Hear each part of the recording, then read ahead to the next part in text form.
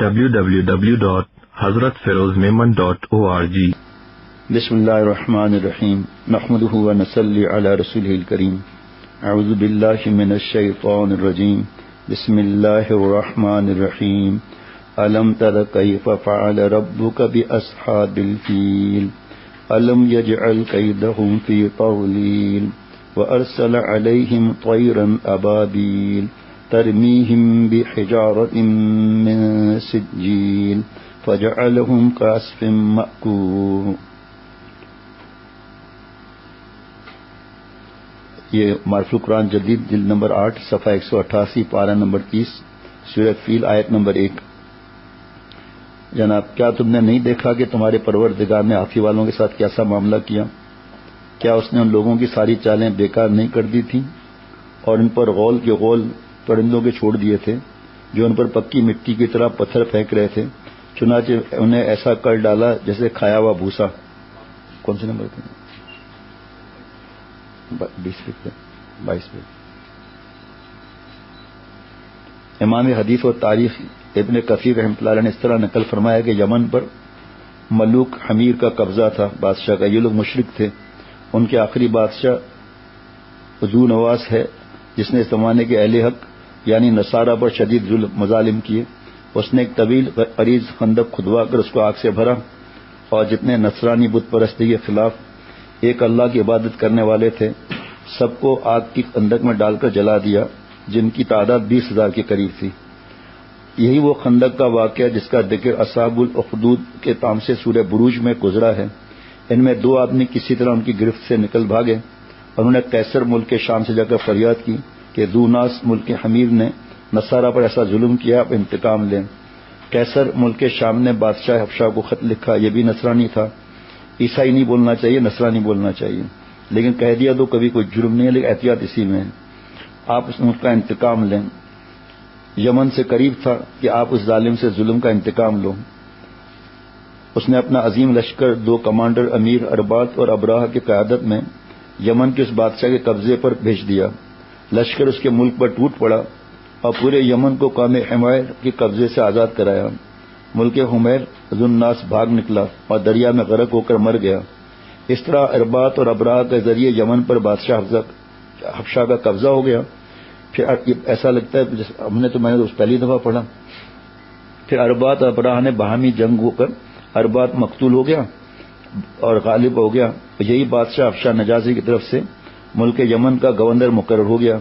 اس نے یمن پر قبضہ کرنے کے بعد ارادہ کیا کہ یمن میں ایک ایسا شاندار کنیسہ بنائے جس کی نظیر دنیا میں نہ ہو۔ اس سے اس کا مقصد یہ تھا کہ یمن کے عرب لوگ جو حج کرنے کے لیے مکہ مکرمہ جاتے ہیں اور بیت اللہ کا طواف کرتے ہیں، یہ لوگ اس کنیسیا کی عظمت اور شوکت سے مروب ہو کر کعبے کی بجائے اسی کنیسیا میں آ جانے لگے۔ اس خیال پر اس نے بڑا عالیشان کنیسیا اتنا اونچا تعمیر کیا کہ اس کی بلندی پر نیچے کھڑا ہوا آدمی نظر نہیں ڈال سکتا تھا، اور اس کو سونے چاندی اور جواہرات سے مزین کیا۔ پورے مملکت میں اعلان کرا دیا کہ اب یمن سے کوئی کعبے کی حج کے لیے نہ جائے، اس کنیسیا میں عبادت کرے۔ جناب، جو عرب میں اگرچہ بت پرستی غالب آ گئی تھی مگر دین ابراہیم اور کعبہ کی عظمت اور محبت ان کے دلوں پر پیوست تھی، دین ابراہیم حضرت ابراہیم علیہ السلام۔ اس لیے عدنان اور قحطان اور قریش کے قبائل میں غم و غصے کی لہر دوڑ گئی، یہاں تک کہ ان میں سے کسی نے رات کے وقت کنیسیا میں داخل ہو کر اس کو گندگی سے آلودہ کر دیا، اور بعض روایت میں کہ ان میں سے مسافر قبیلے نے کنیسا کے قریب اپنی ضروریات کی آگ جلائی اور اس کی آگ کنیسیا میں لگ گئی اور اس کو سخت نقصان پہنچا۔ ابراہ کو جب اس کی اطلاع ہوئی اور بتلایا گیا کہ کسی قریشی نے یہ کام کیا ہے تو اس نے قسم کھائی کہ میں ان کے کعبے کی اینٹ سے اینٹ بجا کر رہوں گا۔ ابراہ نے اس کی تیاری شروع کی اور اپنے بادشاہ نجاشی سے اجازت مانگی۔ اس نے اپنا خاص ساتھی کیا جس کا نام محمود تھا، ابراہ کے لیے بھیج دیا اس پر سوار ہو کر کعبے پر حملہ کرے۔ بعض روایت میں کہ سب سے بڑا عظیم الشان ہاتھی تھا جس کی نظیر نہیں پائی جاتی تھی، اور اس کے ساتھ 8 ہاتھی دوسرے بھی اس لشکر کے لیے بادشاہ ابراہ نے بھیج دیے۔ 24 ہاتھیوں کی یہ تعداد بھیجنے کا منشا یہ تھا کہ بیت اللہ کے ڈھانے میں ہاتھیوں سے کام لیا جائے۔ تجویز یہ تھی کہ بیت اللہ کے ستونوں میں لوہے کی مضبوط اور طویل زنجیریں باندھ کر ان زنجیروں کو ہاتھیوں کے گلے میں باندھ دیں اور اس کو ہنکا دیں۔ سارا بیت اللہ معاذ اللہ فوراً ہی زمین پر آ گرے گا۔ عرب میں جب اس کی حملے کی خبر پھیلی تو سارا عرب مقابلے کے لیے تیار ہو گیا۔ یمن کے عربوں میں ایک شخص ذوالفر نامی تھا، اس نے عربوں کی قیادت اختیار کی اور عرب لوگ اس کے گرد جمع ہو کر مقابلے کے لیے تیار ہو گئے اور ابراہ کے خلاف جنگ کی، مگر اللہ تعالیٰ کو یہ منظور تھا کہ ابراہ کی شکست اس کی رسوائی نمایاں ہو کر دنیا کے سامنے آئے، اس لیے عرب مقابلے میں کامیاب نہ ہوئے۔ ابراہ نے ان کو شکست دے دی اور ذوالفر کو قید کر لیا، آگے روانہ کیا۔ اس کے بعد جب وہ قبیلہ ختم کے مقام پر پہنچا تو اس قبیلے کے سردار نفیل بن حبیب نے پورے قبیلے کے ساتھ ابراہ کا مقابلہ کیا، مگر ابراہ کے لشکر نے ان کو بھی شکست دے دی اور نفیل بن حبیب کو گرفتار کر لیا اور ارادہ ان کے قتل کا کیا، مگر یہ سوچ سمجھ کر زندہ رکھا کہ ان سے ہم راستوں کا پتہ معلوم کر لیں گے۔ اس کے بعد جب یہ لشکر طائف کے قریب پہنچا تو طائف کے باشندے قبیلہ ثقیف پچھلے قبائل کی جنگ اور ابراہ کے فتح کے واقعہ سن چکے تھے، انہوں نے اپنی خیر منانے کا فیصلہ کیا اور یہ کہ طائف میں جو ہم نے ایک عظیم شان بت خانہ لات کے نام سے بنا رکھا ہے اس کو نہ چھیڑے تو ہم اس کا مقابلہ نہ کریں گے۔ انہوں نے ابراہ سے مل کر یہ بھی طے کر لیا کہ ہم تمہاری امداد اور رہنمائی کے لیے اپنا ایک سردار عبور خال تمہارے ساتھ بھیج دیں گے۔ ابراہ اس پر راضی ہو کر عبوری خال کے ساتھ لے کر مکہ مکرمہ کے قریب مقام مخمس میں پر پہنچ گیا جہاں قریش مکہ کے اونٹ چڑھ رہے تھے۔ ابراہ کے لشکر نے سب سے پہلے ان پر حملہ کر کے اونٹ گرفتار کر لیے، جس میں سے 200 اونٹ رسول اللہ صلی اللہ علیہ وسلم کے جد امجد عبد المطلب رئیس قریش کے بھی تھے۔ ابراہ نے یہاں پہنچ کر اپنا ایک سفیر حنات حمری کے شہر مکہ میں بھیج کر وہ قریش کے سرداروں کے پاس جا کر اطلاع کر دے کہ ہم تم سے جنگ کے لیے نہیں آئے، ہمارا مقصد نعوذ باللہ کعبے کو ڈھانا ہے، اگر تم نے اس میں رکاوٹ نہ ڈالی تو تمہیں کوئی نقصان نہ پہنچے گا۔ حناطہ جبکہ مکہ مکرمہ میں داخل ہوا تو سب نے اس کو عبد المطلب کا پتہ دیا کہ وہ سب سے بڑا سردار قریش کے ہیں۔ حناطہ نے عبد المطلب سے گفتگو کی اور ابراہ کا پیغام پہنچایا۔ ابن اسحاق کی روایت کے مطابق عبد المطلب نے یہ جواب دیا کہ ہم بھی ابراہ سے جنگ کا کوئی ارادہ نہیں رکھتے، نہ ہمارے پاس اتنی طاقت ہے کہ اس کا مقابلہ کر سکیں، البتہ میں یہ بتائے دیتا ہوں کہ اللہ کا گھر اور اس کے خلیل ابراہیم علیہ السلام کا بنایا ہوا ہے، وہ خود اس کی حفاظت کا ذمہ دار ہے، اللہ سے جنگ کا ارادہ ہے تو جو چاہے کرے۔ سنا تھا یہ چیز کبھی؟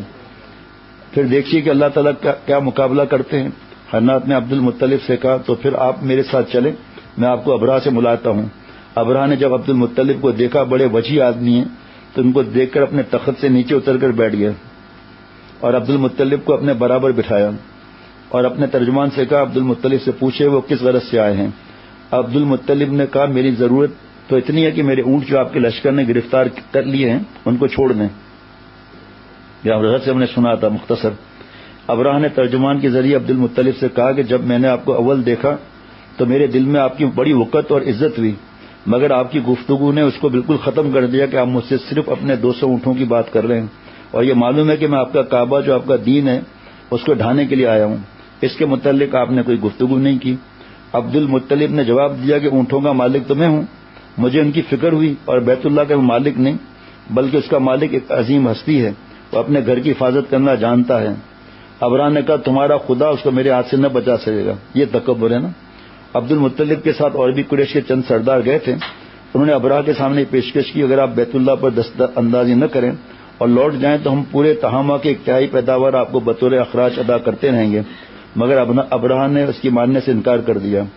عبد المطلب کے اونٹ ابراہ نے واپس کر دیے اور اپنے اونٹ لے کر واپس آ گئے تو بیت اللہ کے دروازے کا حلقہ پکڑ کر دعا میں مشغول ہوئے، اور قریش کی ایک بڑی جماعت ساتھ تھی، سب نے اللہ تعالیٰ سے دعائیں کی کہ ابراہ کے عظیم لشکر کا مقابلہ ہمارے تو بس میں نہیں، آپ ہی اپنے بیت یعنی گھر کی حفاظت کا انتظام فرما دیں۔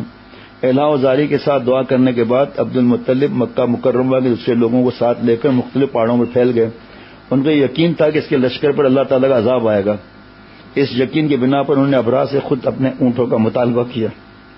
بیت اللہ کے متعلق گفتگو کرنا اس لیے پسند نہ کیا کہ خود تو اس کے مقابلے کی طاقت نہ تھی، اور دوسری طرف یہ بھی یقین رکھتے تھے کہ اللہ تعالیٰ ان کی بے بسی پر رحم فرما کر دشمن کی قوت اور عزائم کو خاک میں ملا دیں گے۔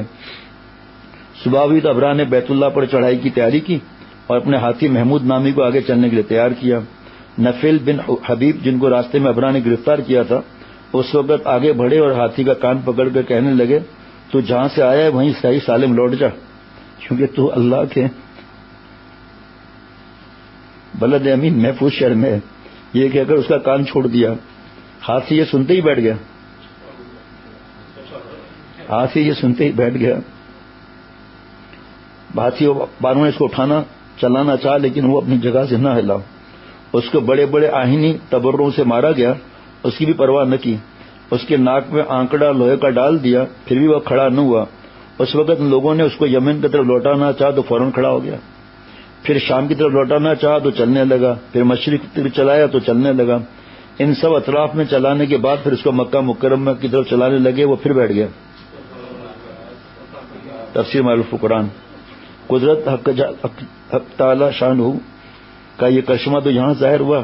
دوسری طرف دریا کی طرف سے کچھ پرندوں کی قطاریں آتی دکھائیں دی, جن میں ہر ایک کے ساتھ 3 کنکریاں, یہ بھی پہلی دفعہ سنا, 3 کنکریاں چنے یا مسور کے برابر تھی, ایک چونچ میں 2 پنجوں میں. 2 پنجوں میں. واقدی کی روایت میں ہے کہ پرندے عجیب طرح کے تھے جو اس سے پہلے نہیں دیکھے گئے. حبشے میں کبوتر سے چھوٹے تھے, جسے میں کبوتر سے چھوٹے تھے, ان کے نیچے سرخ تھے, ان کے پنجے سرخ تھے.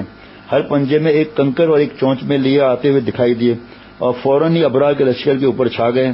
یہ کنکریاں جو ہر ایک کے ساتھ تھیں ان کو ابرار کے لشکر گرایا. ایک ایک کنکری نے وہ کام کیا جو ریوالور کی گولی بھی نہیں کر سکتی تھی.